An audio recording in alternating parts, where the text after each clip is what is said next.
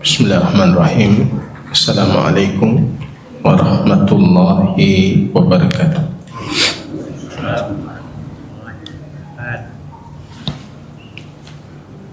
Alhamdulillahi rabbil alamin.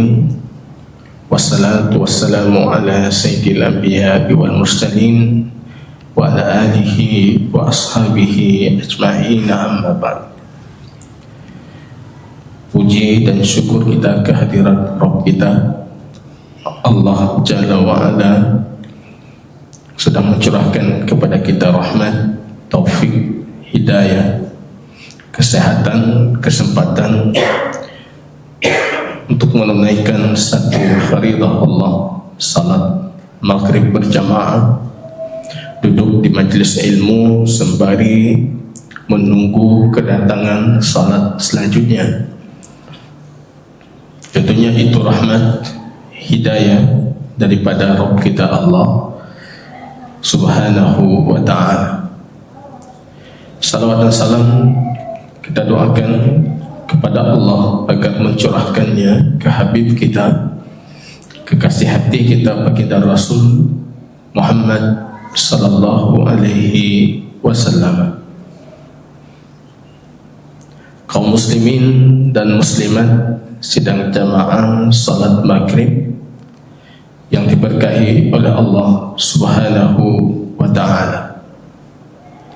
Kembali dengan izin Allah kita lanjutkan kajian kita terhadap kitab Umdatul Ahkam min kalami khairil anam, karya Imam Taqiyuddin Al-Maqdisi. Pilar hukum syar'i berdasarkan hadis-hadis atau sabda-sabda makhluk terbaik, yaitu baginda Rasul Muhammad sallallahu alaihi wasallam. Masih dalam kajian kitab At-Taharah, bersuci, dan kita di pertemuan sebelumnya sudah mengkaji satu hadis dari bab baru, yaitu berkaitan tentang hukum tayammum. Tayammum yang berarti secara bahasa mencari atau bermaksud menuju sesuatu.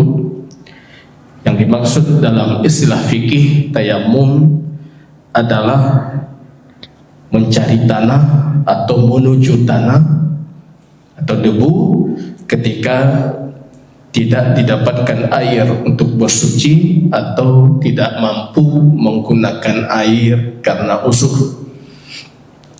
Ini jamaah kaum muslimin adalah rahmat dan kasih sayang Rabb kita Allah Jalla wa'ala, khusus untuk umat terakhir, yaitu umat baginda Nabi sallallahu alaihi wasallam. Nanti di pertemuan ke depan kita akan kaji hadisnya.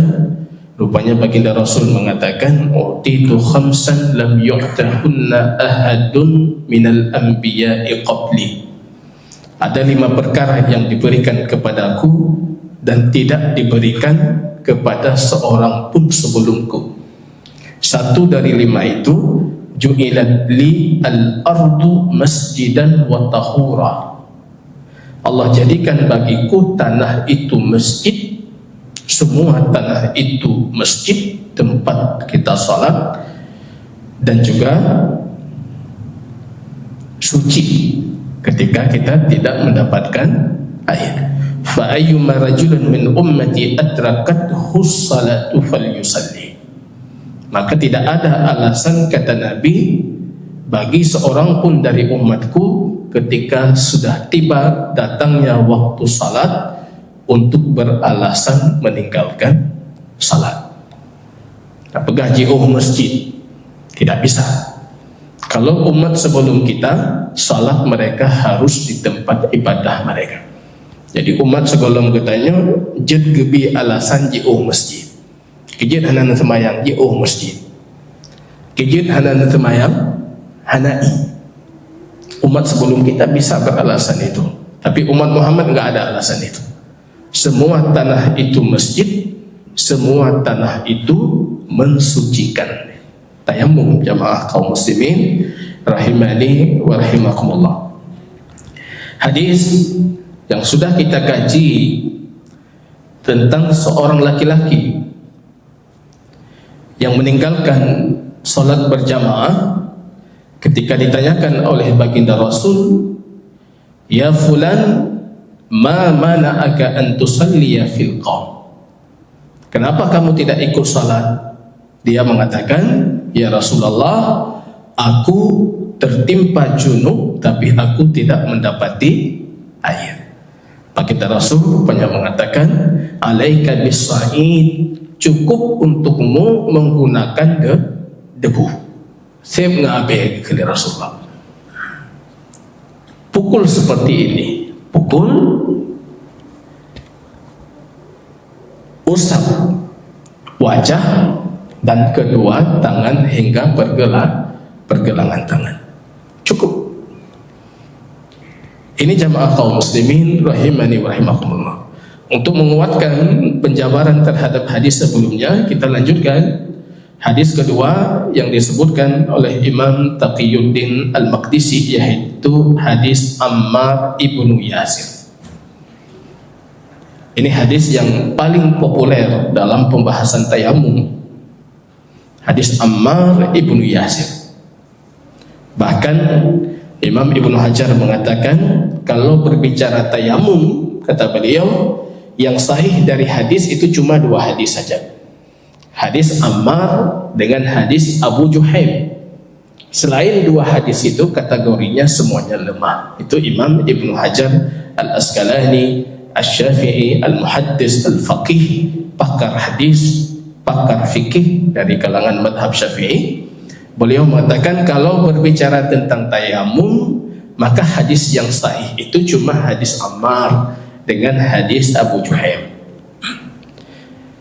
Hadis Ammar ini hadis paling populer jamaah kaum muslimin. Kita semua pasti mengetahui ataupun pernah mendengar nama sahabat baginda Nabi Ammar ibnu Yasir. Ya, antum tak dengar kapal ya. Ini sahabat termasuk sabiqin al-awwalin, orang yang awal-awal sekali masuk Islam. Satu keluarga, ibunya dan bapaknya. Padahal mereka budak untuk salah satu keluarga pembesar Quraisy di Mekah. Dan ibunya adalah syahidah pertama di dalam Islam. Orang yang wafat pertama atas agama wafatnya, dibunuh dalam kondisi ditombak, mohon maaf kemaluannya, supaya dia meninggalkan agamanya. Baginda Rasul dalam kondisi lemah melewati keluarga Ammar yang disiksa luar biasa. Beliau cuma bisa mengatakan, "Fasabran ya ala Yasir." Hendaknya kalian bersabar wahai keluarga Yasir. Rasulullah juga lemah. Ini Ammar ibnu Yasir, sahabat baginda Nabi sallallahu alaihi wasallam. Di sini beliau menceritakan kepada kita satu kejadian dan peristiwa yang pernah beliau lalui yang menjelaskan hukum tayamum dan tata cara tayamum dari baginda Rasul sallallahu alaihi wasallam. Kalau kita merujuk ke belakang lagi, kenapa hadis ini dituturkan? Rupanya kita dapati di kota Kufah dalam riwayat terjadi diskusi hangat antara dua sahabat baginda Nabi yang diutus ke kota Kufah, yaitu Al-Imam Abdullah ibnu Mas'ud dengan Al-Imam Abu Musa Al-Ash'ari. Ini kena sengaja saya sebutkan kisah ini supaya bisa kita pahami sahabat Nabi itu kalau lagi duduk, lagi nongkrong, tengah duduk bersama, apa yang mereka bicarakan. Nah, lagi kita nyok mana? Tanyanya tadi udah pegang. Ini kondisi para sahabat baginda Rasul. Mereka duduk disaksikan oleh beberapa tabi'in, yaitu generasi di belakang mereka yang tidak menjumpai baginda Rasul. Perawinya Syaqiq, murid mereka, mengatakan, aku duduk suatu ketika bersama Abdullah, maksudnya Abdullah ibnu Mas'ud, dan Abu Musa, yaitu Abu Musa al-Asy'ari. Ini dua-duanya sahabat mulia baginda Rasul dari kalangan para ulama sahabat. Abu Musa bertanya, ya Aba Abdurrahman, wahai Abu Abdurrahman, yaitu Abdullah ibn Mas'ud, apa pendapatmu bagi orang yang tidak mendapatkan air selama 1 bulan? Kita yang bangun, orang tidak mendapatkan air selama 1 bulan, apa hukumnya? Ayo antum tanya hukum bangun. Jika tak ada puh aja jauh. Puh tak tanya aja jauh. Yang ada bengeh kita nyoh tadi. Apa pendapatmu tentang orang yang tidak mendapatkan air selama 1 bulan? Abdullah ibn Mas'ud mengatakan, la yatayammam, dia tidak boleh bertayamum, hanya tayamum. Jadi maksudnya dia tidak melakukan salat hingga mendapatkan air. Bagaimana dengan ayat Allah, kata Abu Musa al-Asy'ari, Quran surat Al-Maidah ayat ke-6, fatayammamu sa'idan thayyiba faman lam yajidil ma fatayammamu sa'idan thayyiba. Yang tidak dapat air hendaknya dia bertayamum dengan debu. Ketika itu Abdullah ibn Mas'ud menjawab, lau rukhisa, kalau ayat itu diberikan rukhsah untuk semua yang tidak bisa menggunakan air, la usyiku, kata beliau, aku khawatir nanti orang ketika musim dingin tidak mau berwudu langsung bertayamum. Orang bermudah-mudahan dalam tayamum.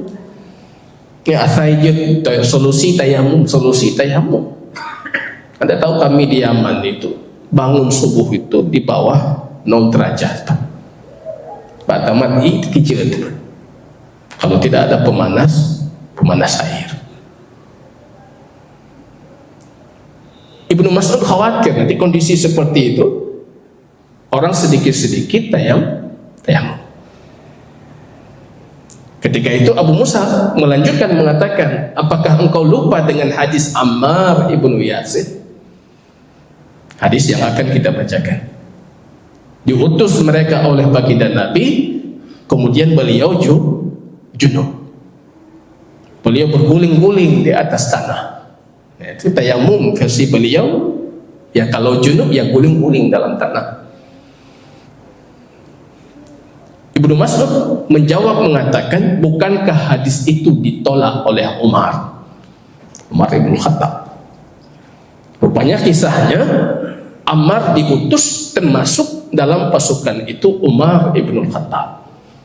Bukankah Umar menolak hadis itu?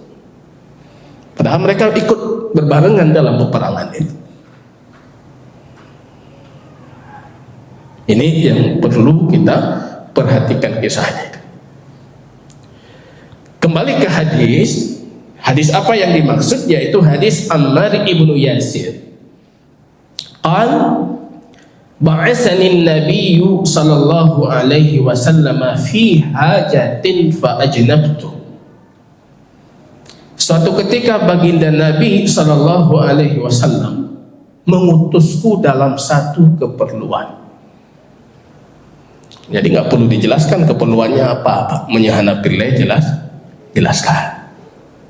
Ini kita ambil ilmunya. Bukan semua harus dijelaskan. Ada hal yang harus kita sembunyikan. Atau kadang-kala memang nggak perlu untuk dijelaskan karena nggak ada ilmu dan hikmah dari apa yang harus dijelaskan. Kijir anak neja Ustaz berhalangan. Anak pelentang yang kijir berhalangan Ustaz. Ya urusan dong, aku berhalangan. Kupulung penggambaran berhalangan. Kadangkala tidak butuh untuk dijelaskan. How neja Ustaz na pilih ya. Pilih po Ustaz, na pilih ron. Ano hubungan ron? Perlu perlu ditafsirkan, dirincikan, nggak perlu dirincikan. Ini Ammar mengajarkan kita itu. Fi hajatin, dalam satu keperluan. Tentunya keperluan itu ada kemaslahatan yang diinginkan atau menolak kemudaratan, dan ini keperluannya baginda Rasul Sallallahu Alaihi Wasallam. Jadi ini kita harus paham. Saya pernah jadi penerjemah seorang syekh dari Aljazair. Saya masih muda, umur 20 lah itu. Beliau menceritakan tentang sebab wafatnya Imam Al-Bukhari karena fitnah, kata beliau. Karena terjadi satu fitnah. Saya menerjemahkan. Saya lupa kata beliau fitnah. Saya jelaskan tentang wafat Imam Bukhari. Fitnah, beliau dituduh mengatakan Quran makhluk. Saya tambah itu. Gara-gara saya tambah itu, jadi banyak pertanyaan jamaah. Jid ke pertanyaan jamaah. Leh kajian gemat Pak Jaro oleh Syekh Gedul. Baik kata mah yang anak utama. Saya tahu itu fitnahnya. Imam Bukhari dituduh mengatakan Quran itu makhluk. Saya tahu itu. Tapi sengaja saya hilangkan itu dengan kata fitnah, supaya tidak muncul pertanyaan. Karena dia muncul pertanyaan banyak itu. Ya, kenapa Imam Bukhari mengatakan itu? Kenapa itu? Kapan yang urusan Pak? Supaya saya lupa itu ketika menerjemahkan. Di situ kita paham. Kadang-kala ada hal yang tidak perlu dirincikan, jangan dirincikan. Apalagi tanpa dirincikan pun apa maksud baginda Nabi mengutus Ammar dan beberapa sahabat itu, hadisnya tetap sahih karena tidak mengganggu kesahihan hadis. Yang jelas ini syariah, satu pasukan perang, satu batalion atau satu kelompok pasukan dikirim oleh Nabi untuk kasus pengintaian, mengintai kondisi musuh. Di dalamnya ada Umar ibn Khattab, dan baginda Rasul tidak ikut serta dalam pasukan perang ini, maka dinamakan syariah. Kalau Rasul ikut namanya ghazwah. Ghazwah itu Rasul ikut. Ghazwah Badar, perang Badar. Kalau perang-perang yang Rasul tidak ikut, itu namanya syariah. Di sini pun kita harus paham juga, pemimpin juga tidak mesti harus ikut dalam segala kondisi. Baik truk langgut payah ikut tanya. Kupusi pemimpin. Anda cari orang, Anda berikan tugas untuk orang lain, karena Anda adalah pemimpin. Dan kita pun tidak bisa mengatakan kalau Anda pemimpin, kenapa Anda tidak di depan? Pemimpin itu berbicara tentang strategi dan taktik di belakang seharusnya. Tapi baginda Rasul dalam kondisi tertentu beliau tidak di depan itu.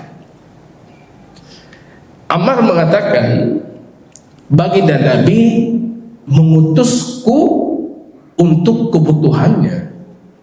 Fa ajnabtu. Rupanya sampai di sana dalam kondisi bermalam mereka junub, mimpi basah. Kalau kita lihat riwayat detailnya, Umar ibn Khattab termasuk yang junub juga. Jadi Umar junub, Ammar junub. Ketika itu Umar, karena mengetahui kondisi tidak ada air, Umar meninggalkan salat. Jadi anak sembahyang. Ammar, dan mereka tahu hukum tayamum, tapi mereka berpikir tayamum itu khusus untuk hadas kecil. Di hadas kecil, karena tayamum itu cuma wajah dengan tangan. Sedangkan untuk hadas besar itu belum pernah mereka belajar dari Rasulullah. Umar memutuskan anak temayang. Ammar memutuskan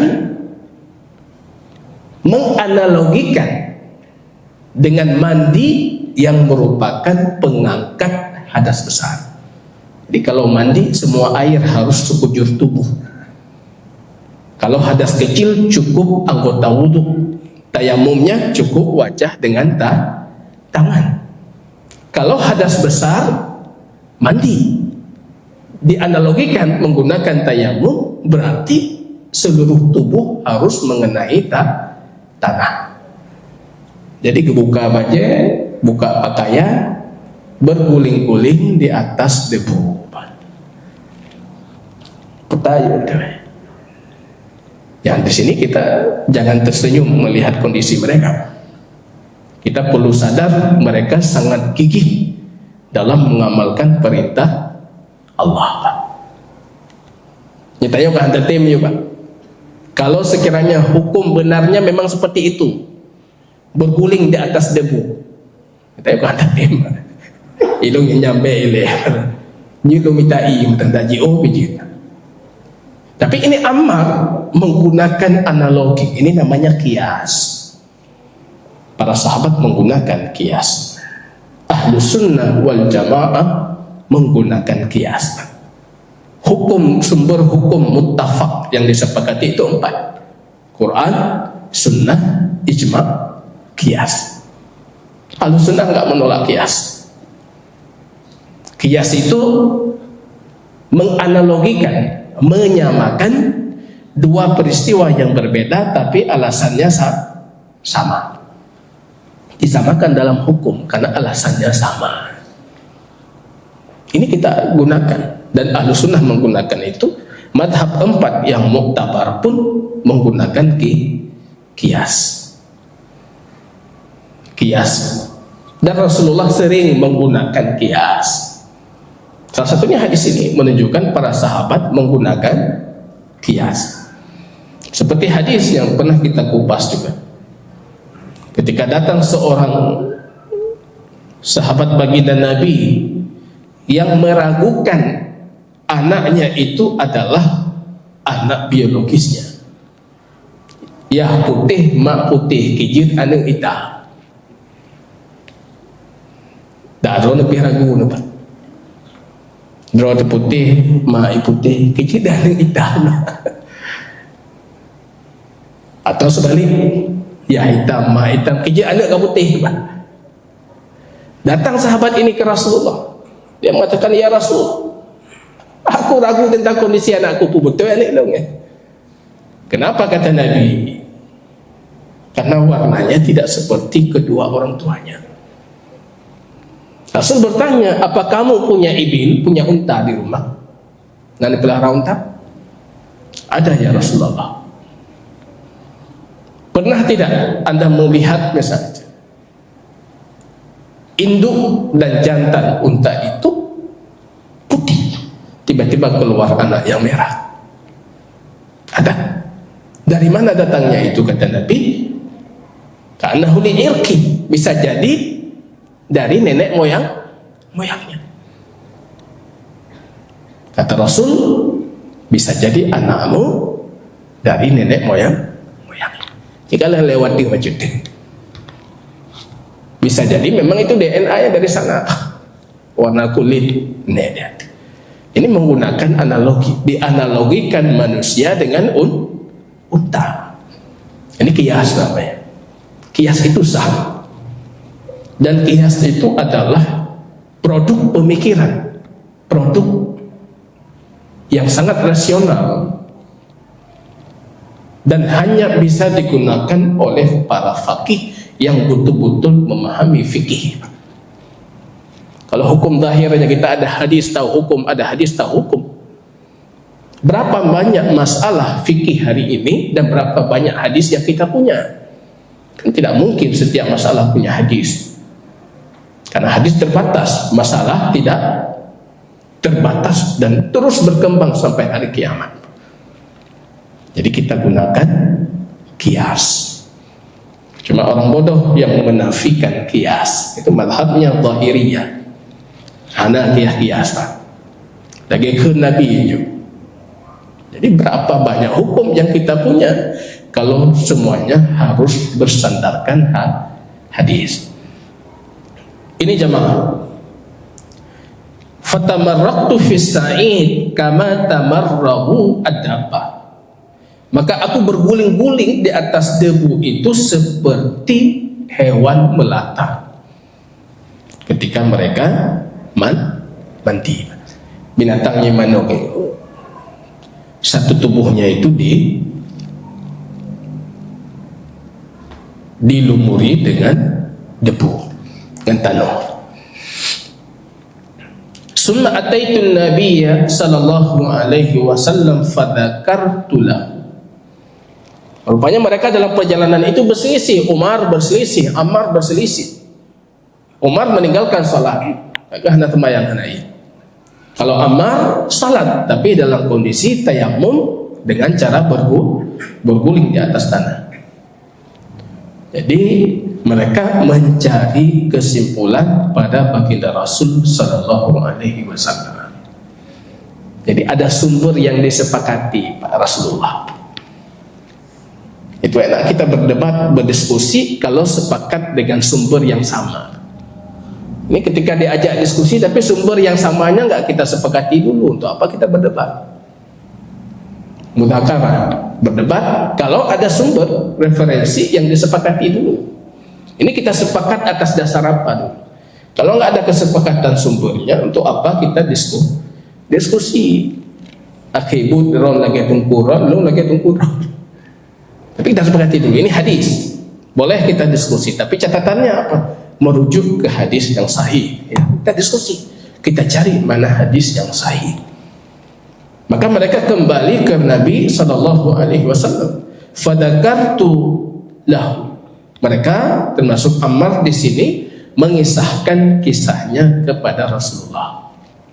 Maka Rasul mengatakan, innama kana yakfika an taqula biyadayka hakadha. Padahal wahai Ammar, cukup kamu melakukan dengan tanganmu seperti ini.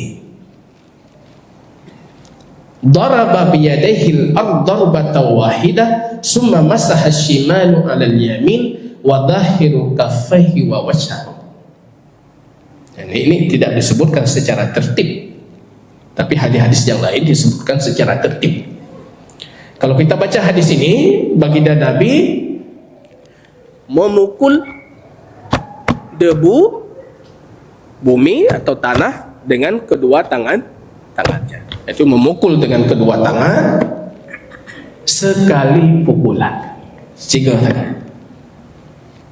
Tangannya di tanah sekali dipukul. Kalau dalam hadis Abu Juhaim itu beliau memukul dinding 3. Dalam hadis ini beliau menyapu tangan kirinya, itu menyapu tangan kanan, dan tangan kanannya menyapu tangan kiri dan wajah, dua lengannya dan wajah. Ini tidak disebutkan secara tertib mana lebih dahulu dilakukan oleh baginda Nabi. Kebanyakan riwayat dari baginda Rasul, kalau secara tertibnya itu baginda Nabi sallallahu alaihi wasallam memukul 1 kali, ya, kemudian meniup nafakh. Kata para ulama, barangkali debu ketika dipukul itu terlalu banyak, maka diringankan debunya, ditiup. Kemudian baru beliau menyapu wajah. Tangan kirinya menyapu atas tangan kanan, tangan kanannya menyapu atas tangan kiri. Satu riwayat kemudian beliau pukul sekali wajah, asuh semua wajah baginda Nabi, tangan kiri menyapu atas, karena bawah memang sudah kena tanah kan. Atas, tangan kanan menyapu atas, cukup sampai pergelangan. Kita ulangi hadisnya. Baginda Nabi SAW mengatakan, wahai Ammar, padahal cukup bagimu melakukan seperti ini. Itu seperti ini dijelaskan oleh perawinya. Beliau memukul kedua tangannya itu kepada tanah 1 pukulan, itu sekali saja. Kemudian beliau menyapu tangan kirinya bagian atas tangan kanan, tangan kanannya menyapu bagian atas tangan kiri. Itu begitu sederhananya syariah. Mudah, Pak. Anda tidak bisa menggunakan air, Anda bertayamum. Apa susahnya tayamum? Tinggal ada tepok. As-Sa'id. Kalau kita lihat hadis Abu Juhaim yang dikatakan Ibnu Hajar itu hadis kedua yang paling sahih tentang pembahasan tayamum, di sana baginda Nabi tidak mendapatkan air mau salat. Berarti nggak mesti untuk musafir. Kita yang berada di tempat atau dalam kondisi mukim pun tidak mendapatkan air, itu boleh tayamum. Ini kalau kita dengar hadis kan ini semuanya dalam perjalanan. Tapi hadis Abu Juhaim itu di Madinah. Baginda Nabi tidak punya air ketika mau memasuki masjid, beliau dalam kondisi berhadas. Lewat para sahabat mengucapkan salam kepada Rasul. Assalamualaikum ya Rasulullah. Rasul nggak menjawab. Rupanya beliau ke dinding rumah yang ada dekat masjid baginda Rasul, memukul ke dindingnya yang dipukul.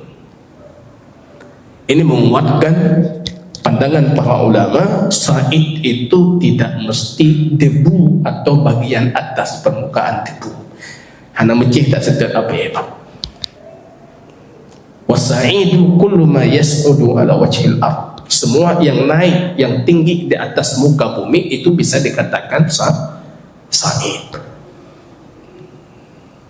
Kita jauh haji, kita pergi umrah, kita tidak tahu menggunakan fasilitas WC yang ada atau kamar mandi yang ada di dalam pesawat. Gimana cara tayamum? Cukup Anda pukul apapun yang ada di situ. Kursi depan boleh,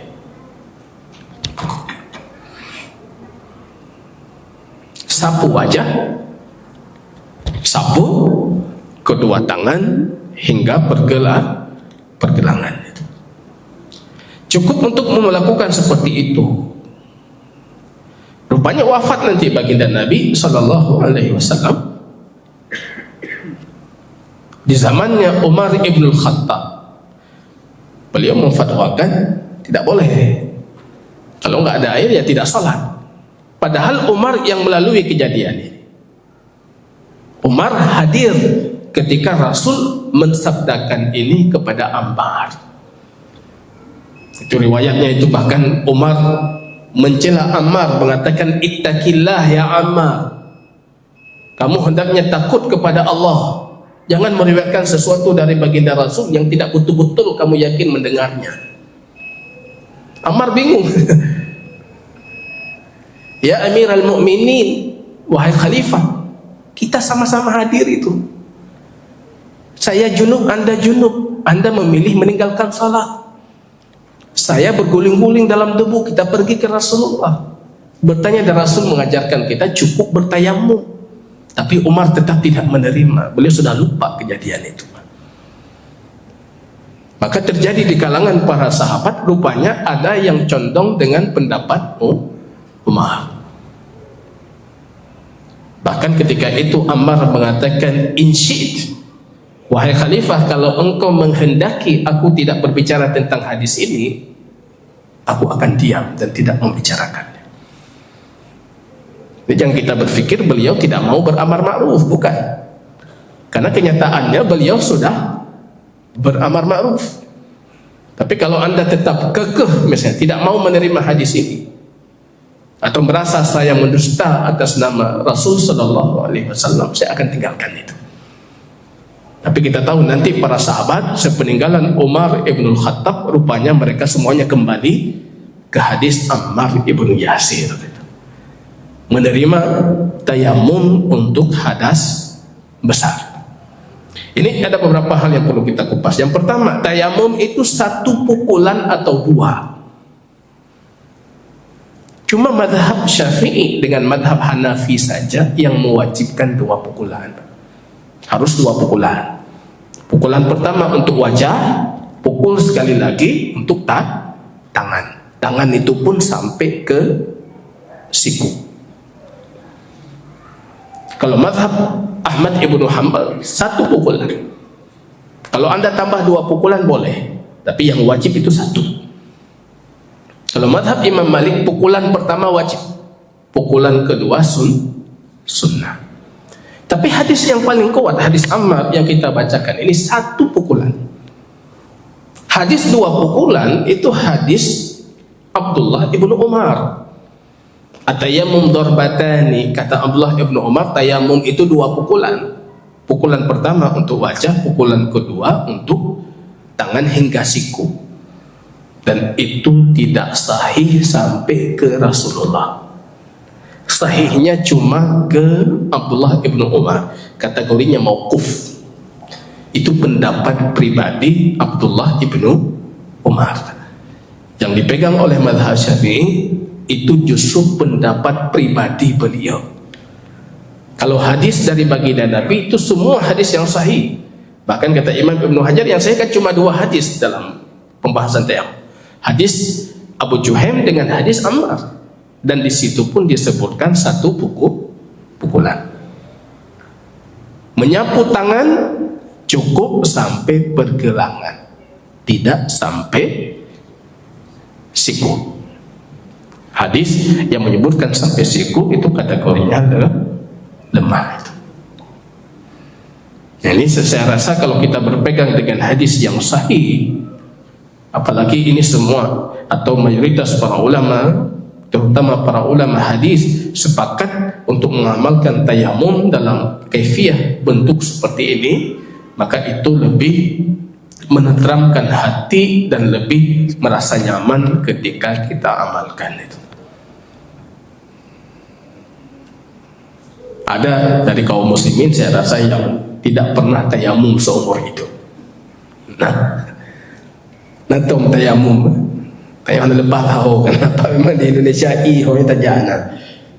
Kita yang pernah di gurun, pernah di Yaman, pernah di Arab, ya tahu itu tayamum seperti apa.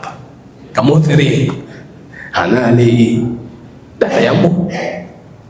Kalau sudah kita pastikan masafatul ghaus, sejauh orang memanggil minta bantuan, ya, itu tidak ada air, kita boleh bertayamum. Masafatul ghaus itu dalam bahasa fikih, kalau kita naik ke atas bukit kita berteriak. Na'i, sejauh mana orang mendengar suara itu, maka itu adalah jarak untuk boleh kita bertayamum. Bukan berteriak di kota apa ya, ini tak berteriak di handi dengar karena kebisingan dan macam-macam. Ini kita yang berada di gurun, ketika kita berteriak itu suara bisa terdengar jauh. Itu namanya masafatul ghaus, jarak minta bantuan. Dalam jarak seperti itu, kalau sudah dipastikan air tidak ada, maka orang yang ingin menunaikan untuk salat fardu itu boleh melakukan itu. Nah, ini penting kita juga melakukan safar, sehingga ada amal-amal sunnah yang pernah dilakukan oleh baginda Nabi tidak luput dari kita untuk meninggalkan atau tidak pernah melakukan sunnah itu. Ya. Jadi sunnah itu setidaknya walaupun sekali pernah kita lakukan, seperti perihalnya sunnah tayamum, atau praktek beristinja dengan menggunakan batu atau sejenisnya, tisu dan air. Rasul pernah itu. Rasul pernah beristinja dengan air dan batu, itu seringnya. Mulai dengan batu baru dibersihkan dengan air, sehingga tangannya tidak menyentuh kotoran langsung. Dan beliau juga kadang-kala beristinja dengan air, dan kadang-kala beristinja dengan batu tanpa air. Makanya belajar fikih antum tak praktek. Nah, sigaga praktek ya. Cara-cara yang diajarkan atau pernah dipraktekkan oleh baginda Nabi Sallallahu Alaihi Wasallam. Wallahu taala a'lam bishawab. Sudah habis waktu tuh. 1 menit. Barangkali ada yang mau ditanyakan, kita persilakan.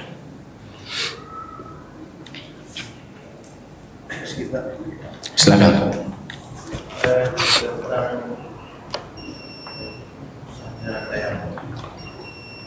Seharian kita kan banyak kali yang kita alami yang dialasankan yang dirasakan. Seharian kita melihat pemandangan biasa orang sakit semudah. Ada bisa. Ya. Nah, kalau kondisi orang sedemikian rupa, baik kondisi fisik, kondisi dalam, kondisi tubuh ada air, dengan keterbatasan alat-alat perawatan sehingga dia menghalangi menggunakan. Saya gunakan ini. Nah, kami pribadi juga menggunakan di ruang itu. Ya. Dengan alasan kondisi mana baru kecelakaan. Tapi melihat halayak lain yang melihat itu seperti yang barang aneh. Karena kita ada noda darah. Ya. Kita sudah menjelaskan di pertemuan sebelumnya kalau tayamum itu boleh digunakan dalam 2 kondisi, tidak ada air ataupun beruzur dalam menggunakan air. Kaidahnya dalam kaidah fikih itu idza dhaqal amru ittasa wa idza tasa'a taqa. Ketika datang keringanan, berarti tugas kita menyempitkan ruang keringanan itu. Jadi bina keringanan kita melebarkan. Ya, ini bahaya juga, salah secara kaidah. Jadi ketika datang keringanan kita sempitkan. Ada keringanan tidak boleh, jangan dilapang-lapangkan. Nah, saya baca tayamum, saya baca tayamum. Nah, itu sudah salah. Artinya untuk kondisi yang memang diberikan rukhsah. Apa kondisi itu? Itu kondisi tidak mungkin menggunakan air menurut para ahli. Kalau dalam kondisi kita sakit, para pakarnya itu adalah dokter atau tenaga medisnya. Kalau dokter mengatakan ini tidak boleh menggunakan air, berarti baru dia boleh bertayamum. Dalam kondisi dia masih bisa menggunakan air, dia tidak boleh bertayamum. Baik dia berwudu sendiri atau diwudukan. Jadi ada level diwudukan dulu, jangan langsung ke level tayamum. Nah, itu kaidahnya idza dhaqal amru ittasa wa idza tasa'a taqa. Ketika sulit datang syariah menggampangkan. Ketika sudah gampang tidak boleh kita gampang-gampangkan, tapi tetap kita sempitkan itu. Jadi kalau untuk memutuskan dia boleh tidak menggunakan tayamum, maka kembali ke ahlinya sesuai dengan kondisi yang dia hadapi. Ketika dokter mengatakan ini tidak masalah, dia diwudukan, berarti tetap kewajibannya berwudu. Dia tidak boleh bertayamum. Wajib berwudu. Tidak boleh dia beralih ke tayamum. Tapi ketika dikatakan oleh para medis, oh dia tidak boleh menggunakan air karena akan memperparah sakitnya atau berakibat fatal atau memperlambat proses kesembuhan. Itu semua alasan untuk boleh dia bertayamum. Memperparah sakit atau memperlambat proses kesembuhan, baru dia boleh menggunakan tayamum. Wallahu ta'ala a'lam bishawab. Jazakumullahu khairan. Subhanakallahumma bihamdika asyhadu an la ilaha illa anta astaghfiruka wa atubu ilaik. Assalamualaikum warahmatullahi wabarakatuh.